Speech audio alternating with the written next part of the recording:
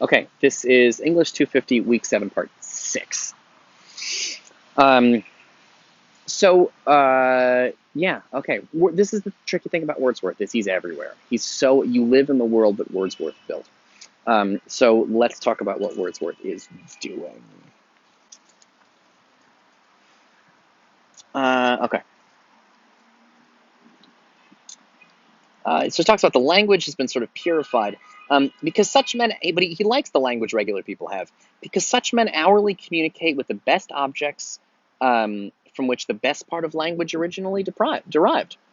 And because from their rank in society and sameness and narrow circle of their intercourse, meaning they don't have that many people to talk to, intercourse there means discussion, being less under influence of social vanity, right? They're not like District 1 people trying to be fancy.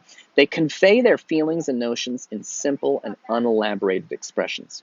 Accordingly, such a language, arising out of repeated experience and regular feelings, is of a more permanent and far more philosophical language than that which is frequently substituted for it by poets, who think they are conferring honor upon themselves and their art in proportion as they separate themselves from the sympathies of men and indulge in arbitrary and capricious, crazy habits of expression in order to furnish food for fickle tastes and fickle appetites of their own.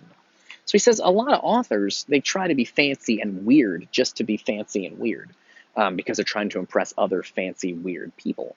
But that actually, we don't need fancy, weird nonsense like District 1 and Hunger Games. What we need is simplicity of feeling. To simply communicate basic feelings that everyone has in a simple language. Again, and I've said this a couple of times, but it is important to keep in mind. This is hard. It's hard for us to grasp. For my students, they read a poem like John Clare's about the mouse's nest, and there's some tricky vocabulary in there that maybe they don't know. Like cesspools is not a word that anybody knows anymore. Or instead of over sounds kind of fancy. Um, what else? Grotesque is a word that a lot of folks don't know. Progged is an unusual word. And so they read a poem like that, and then they read a Shakespeare poem, or they go farther, or they read Dante or something. And they're like, my students feel like John Clare and Shakespeare sound the same. Because they're like, modern day English is like this, and old fashioned English is like that. If you study these things longer, you will realize that some of Shakespeare sounded quite complicated back then, particularly the sonnets. But John Clare's Mouse's Nest would not have sounded unusual back then. So it's a little tricky because for my students, they're like, these are both old-fashioned and overly complicated. Both of these old-fashioned poems have overly complicated language. But if you spend enough time in this world of poetry, you'll realize that John Clare is actually pretty straightforward, and some of Shakespeare's sonnets are like very hard. They get very tricky and convoluted and difficult to read. And so Wordsworth is trying to say, I just fell into that.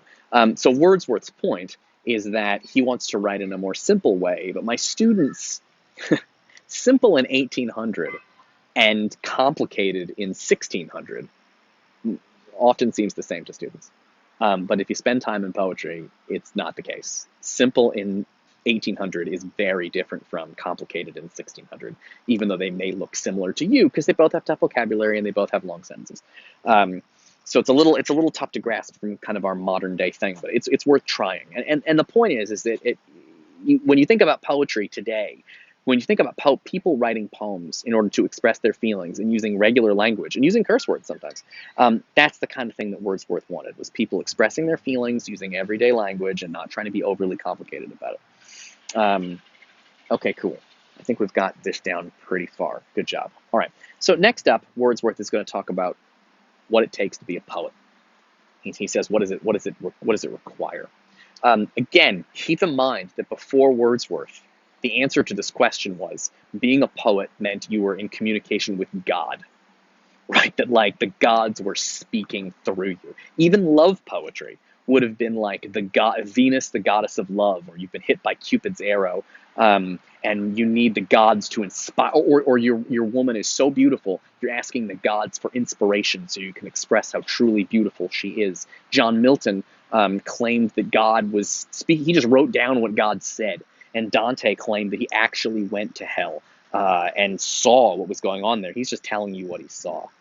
Wordsworth, obviously, He's not going to say this because he doesn't think. So people used to think poets were like touched by the gods. They thought they were like shamans or wizards or something. They were these kinds of almost mythological figures. The ancient, powerful poets of the past were like wizards or something because they did because like witches, poets and witches and wizards do powerful shit with words. They use words to do insane things. Think about Loki, even in the Marvel movies. He just speaks to people and ruins their lives. Right? He can just say the right thing at the wrong time, and boom, you're fucked. He gets in your head, right? Hannibal Lecter speaking to people and sort of, through his. Have you ever seen a movie where they put somebody in prison, but the person in prison talks to the heroes and fucks with their brains? The poet and Hannibal Lecter in prison and witches and wizards, they use words to change because they're like powerful things. But Wordsworth, he doesn't think that's quite right. Wordsworth thinks anybody can be a poet. If you think anybody can be a poet, you got that idea from Wordsworth because people didn't think that before. They thought poets were special, important people. All right, let's take a look. Taking up the subject then upon general grounds, let me ask what is meant by the word poet. What is a poet? To whom does he address himself, or who's he talking to? And what language is to be expected from him? Here's his answer. He is a man speaking to men. Now, that's sexist. He means he's a person speaking to a person, but he is a man speaking to men. It is true, endowed with a more lively sensitivity, meaning he feels like poets are more sensitive than other people, more enthusiasm and tenderness, who has a greater knowledge of human nature and a more comprehensive soul. So he says the poet is more sensitive than other people. He has more enthusiasm, meaning he gets excited more. Tenderness, he's sort of sweet and sensitive more. He has a greater knowledge of human nature because he spends his time thinking about feelings. And a comprehensive soul. He's got a big soul that contains a lot of things that are supposed to be common among mankind. A man pleased with his own passions and volitions, who rejoices more than other men in the spirit of life that is in him. Right? He enjoys the spirit of life that is within him, delighting to contemplate similar volitions and passions as manifest in the goings-on of the universe, and habitually impelled to create them where he does not find them. Okay, this is important too. Picture a great artist in your mind. You are probably picturing someone who is oversensitive. Someone who falls in love and they're very passionately and intensely in love. Someone who gets their heart broken and they weep and cry and sob about it for months and then write an album about how sad they are. Someone very sensitive who feels deeply. You might go see a movie and the person might see, but they might cry real hard and you're like, okay, that's sad, but it's not that sad, dude. When you think the idea of the artist as being this like oversensitive, oversweet, over emotional person comes from Wordsworth. Wordsworth, he had a big role in kind of inventing or popularizing, in any case, this kind of concept of the artist as oversensitive person.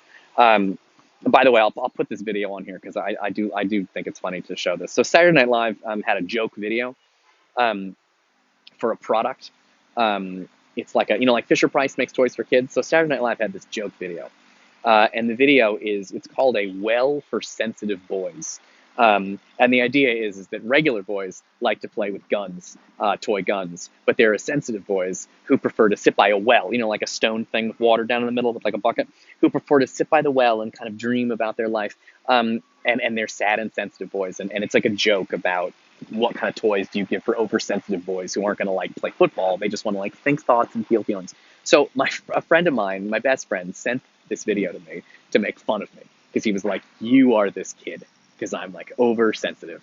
And he sent it to me to make fun of me. And I watched the video and I laughed because it is funny. But also, that is what I'm like. I'm totally like that. I'm like oversensitive. People were like, Jeff, you should watch Great British Bake Off. It's such a wonderful show. It's so happy. And I tried to watch it, and it's about people trying to make like cupcakes or whatever, and they have like 12 contestants. And then at the end of the episode, they told this one girl, you were like, okay, your cupcakes weren't very good, so you can't come back. And she said she cried. And I was like, this is the worst thing I've ever seen. I don't want to watch people cry. I'm happy to watch fictional people get beheaded for hours because it's fake. But this girl was really sad about her cupcakes and she wanted to be on a TV show and they kicked her off. And I was like, I'm never watching that again. This is incredibly upsetting. So like, I am that sensitive kid, which is why I majored in poetry and now I teach poetry to people. Anyway, where'd that come from? Wordsworth. See you in the next video.